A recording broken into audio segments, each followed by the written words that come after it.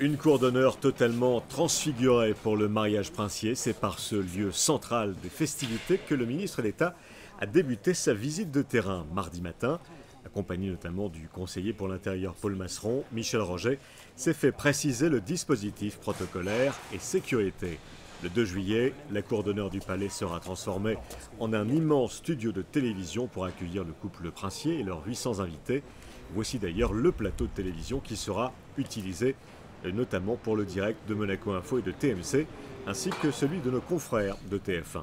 L'autre lieu qui focalisera l'attention du monde entier, c'est l'Opéra Garnier. La salle de spectacle est fin prête. C'est ici que sera organisée la soirée du bal princier et la scène surélevée qui a été installée pour l'occasion est terminée elle aussi après 3 semaines de travaux. Nous avons commencé l'opéra le 5 juin et puis la terrasse quelques jours plus tard, vers le 8 ou 10 juin à peu près. C'est une transformation totale, une terrasse de 1400 mètres carrés avec des accès ici et un opéra qui est totalement dépouillé de ses fauteuils et qui sera transformé en salle de bal. La scène est là. On quitte Monte-Carlo pour redescendre sur le port à J-3 du concert de Jean-Michel Jarre sur le T central. Se dressent maintenant les 8 tours et leurs écrans géants, 350 tonnes de matériel pour une fête qui se voudra populaire vendredi, quelques heures après le mariage civil. Oui, un gros dispositif puisque vous avez derrière vous plus de 350 tonnes de matériel, 250 personnes qui ont travaillé pour monter tout ça, un système son, vidéo et lumière juste unique. Et je crois qu'on va sonoriser l'ensemble de la principauté ce soir-là. Ce concert sera retransmis quasiment sur toutes les plus grandes télés internationales, puisque vous avez la chaîne Euronews avec tous ses partenaires qui représentent déjà un peu plus d'1 milliard de téléspectateurs.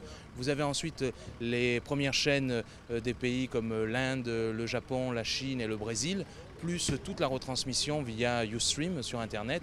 Donc bon, c'est énorme, on l'a estimé à plus de 3 milliards de personnes qui pourront suivre en live le 1er juillet dès 22 h ce concert. Et pour couvrir ces 3 jours de festivités, la presse internationale pourra disposer de conditions de travail facilitées.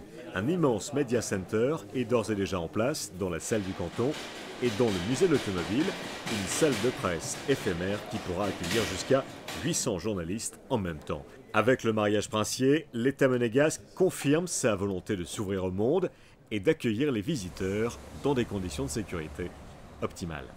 Les conditions de sécurité seront optimales, mais nous n'avons pas souhaité fermer Monaco. Comme je le disais, c'est un moment de fête, de joie. Quand dans une famille on se marie, on souhaite qu'il y ait le plus grand nombre de personnes qui participent à l'événement. Donc nous avons organisé les choses pour que les personnes puissent venir à Monaco, au-delà des résidents et des monégasques, participer à la fête dans des conditions de sécurité parfaitement maîtrisées. Ce matin encore, j'ai fait une réunion avec M. Masseron et M. Mulberger sur la sécurité du concert de Jean-Michel Jarre. Donc pas d'inquiétude, Monaco est ouvert, même si bien sûr nous prenons des précautions essentiellement pour gérer des foules importantes.